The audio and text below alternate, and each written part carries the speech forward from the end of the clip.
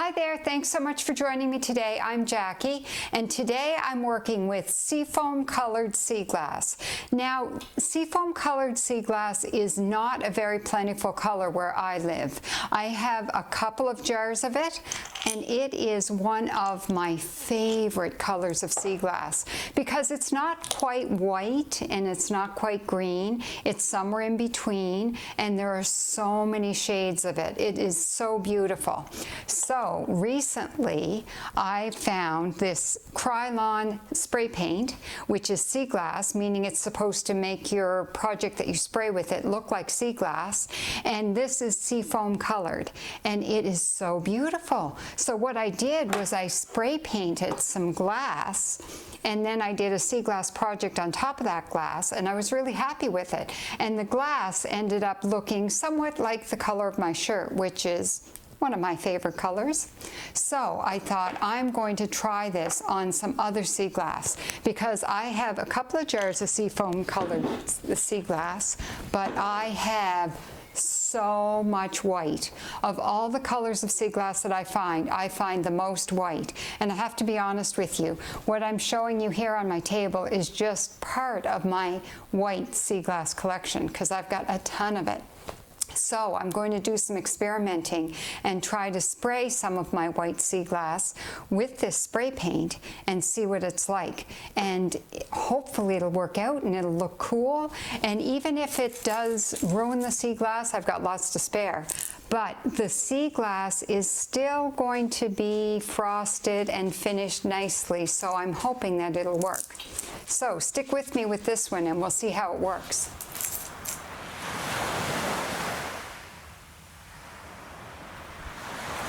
So I've come out into my garage because this spray paint smells really strong and I don't want the smell in the house. So I took my can of spray paint and I've shaken it up pretty good.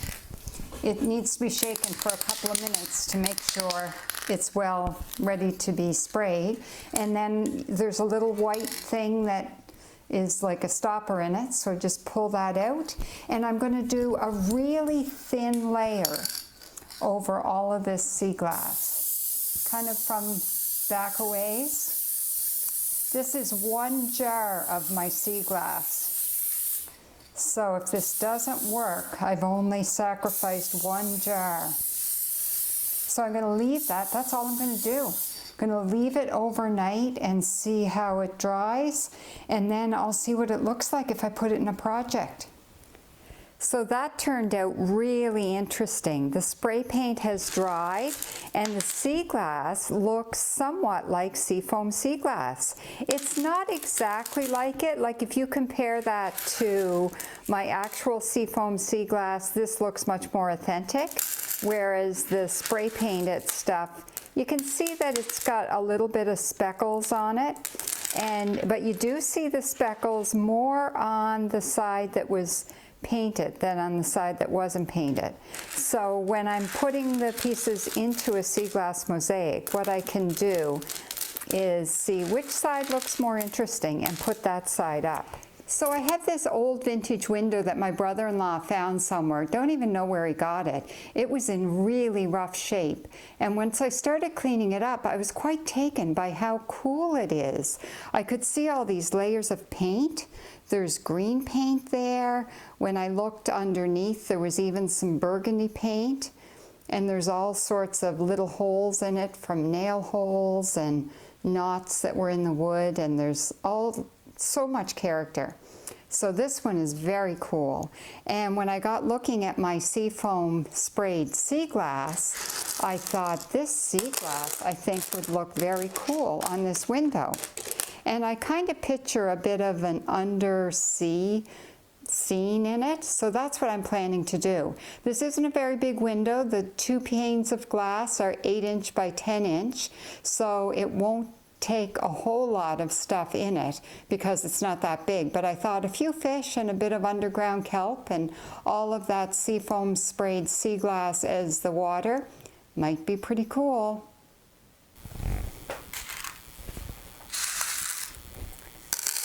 So I like to do my silhouettes of fish with brown sea glass. So I'll dump a bunch of brown sea glass onto my glass here and then use it to create my fish shapes. What I've done here is I've just done some free sketching of some fish on paper, and I've taped that to the back of my glass here because I like to follow a pattern when I'm doing some fish like this, just to make sure I get a really nice fishy shape. Don't want to get it done here and then be like, doesn't look like the shape I was going for. So I'm using my quick seal adhesive caulking to glue these into place, and because these are really small pieces of sea glass, I'm only using a tiny bit of caulking on each one. And they won't take long to set because I'm not needing that much. I just find these brown sea glass will show really nicely when the sun is shining through. I'm quite interested to see how this is going to show up as well with the sprayed sea glass that I'm going to use for filling in all the background.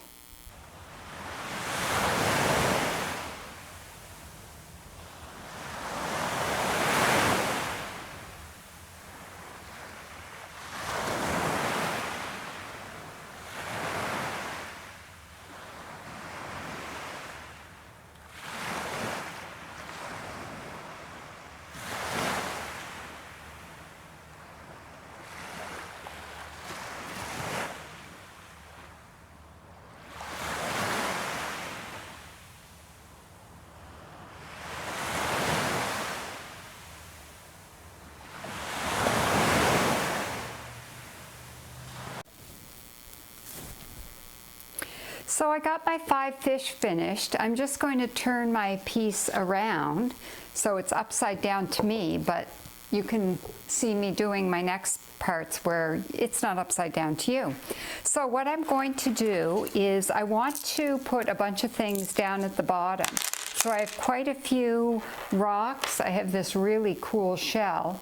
I'm going to put that one right on the window frame part there.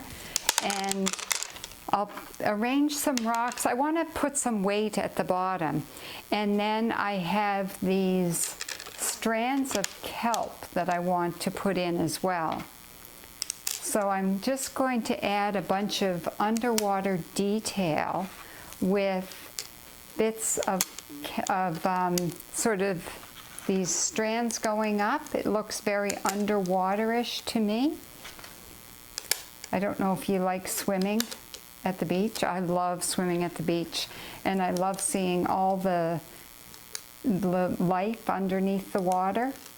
So when I'm doing an underwater piece like this, I quite enjoy putting a bunch of like growing stuff from the bottom. And I have this one here I want to do that's the dark, well, some people call it black glass, but to me it's more dark. This is actually a dark green, so it looks black. It probably looks black on the video, but when I hold it up to the light, these are all actually like an olive green. So another thing I want to add is I have this piece of white sea pottery that I'm going to put in the corner, and standing on that I'm going to put a tiny little blue inukshuk, because I always like to put an inukshuk in my pieces, and I think having a nice cobalt blue one here will be good, and making it really tiny will help give some perspective on these great big fish. And another interesting thing I'm going to put in is I have these shells. I get all these finished shells that are like round.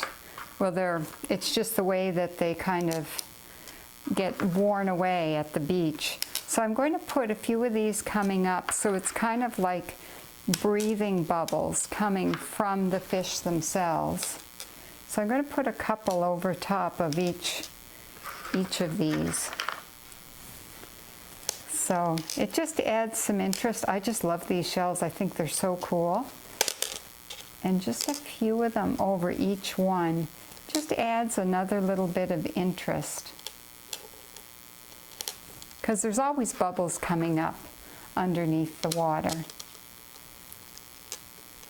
So I'll get these things all sort of fixed into place where I want them, and then I can work on filling in the background with all of my seafoam sprayed sea glass. So now I just want to fill in all of the background with my seafoam sprayed sea glass. And when I'm filling it in around the bottom where I have a bunch of my bottom of the ocean stuff, I'm just going to find the pieces that fit and glue them into place. I think this is going to work. I won't know for sure until I finish the piece and then hang it in the window to see what it looks like with the sun shining through. So that means getting it all finished and then letting it dry. Now what I want to do up here where I have a little bit more open space, when you look at this, I have all these vertical lines going up. So to contrast that, I really want to arrange my sea glass in horizontal lines. So you've got a contrast between the vertical and the horizontal. And even though I've got stuff to work around, I'm going to try and get a lot of movement happening in a vertical way with all of my sea glass coming this way. So I'll play around with that for a bit before I glue stuff into place. So often when I'm doing vertical lines like this, either in the water, underwater, or in the sky, I'll put some larger strands in place and then I'll fit the smaller strands around it. So one of the things that I'm noticing as I'm arranging this sea glass is that on the side that I've sprayed the sea glass, it's somewhat speckled, but on the top side you just have the white sea glass, and I'm quite liking the top of it better. So I'm trying to limit when I place the pieces of sea glass to just exposing the top side, and that way you're not seeing as much of the speckled stuff, but there's enough of a reflection from the paint that it gives it a real seafoam look, and I'm quite happy with this look. So if you watched my last few videos, you would have seen a few projects I did where I didn't fill in the entire background with sea glass. I just did a smaller project and then I left the background open. But for this one, I'm quite keen to get back to filling in the entire background. I really have to admit, as much as I like those projects, I prefer when it's all filled in with sea glass. And this is where, to me, the backgrounds get really interesting, because you have all of this depth and texture that happens when you've got sea glass. And what's different from a tile mosaic, like if you like mosaic art, which I do, I absolutely love mosaic art. And what's different with sea glass and tile is that with tile mosaics, tiles tend to be all of the same depth. Whereas when you're dealing with sea glass is not predictable. That was on there crooked. And it's all different depths, and when you run your hand over a finished piece, you can feel all the undulations in the glass, because some pieces of glass are quite thick and some are thinner, and I just love that about it. So this sea glass mosaic is a really good example of why it's so important to choose a topic that has a lot of meaning for you, because it takes a lot of hours to complete a sea glass mosaic. And I have been loving working on this piece because it's taking me under the water. At a time in the season when I can't get to the beach very much, can't really go swimming because it's winter, very cold out. And so this gives me that nice break where I can just be under the water and be swimming and enjoying that time where it's really quiet and peaceful, because you know what it's like when you dive under the water. You don't really hear anything. It kind of blocks everything out because of the sound. There isn't really a whole lot of sound under the water other than some underwater gurgles and that type of thing. So I am loving working on this sea glass mosaic. So now I'm going to leave this to set for about a week, because I find that especially behind some of the larger pieces of sea glass where you have a bit more silicone, it can take up to a week for that to dry completely clear. And then I'm going to figure out how I'm going to hang this in the window, because I want to see what it looks like with the sun shining through as it hangs in a window.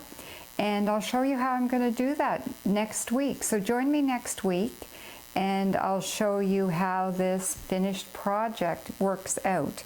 So I really hope you found this inspirational and it gives you some good ideas for just experimenting and trying a few new things. And until next time, I hope you make it out to the beach, and happy sea glass hunting.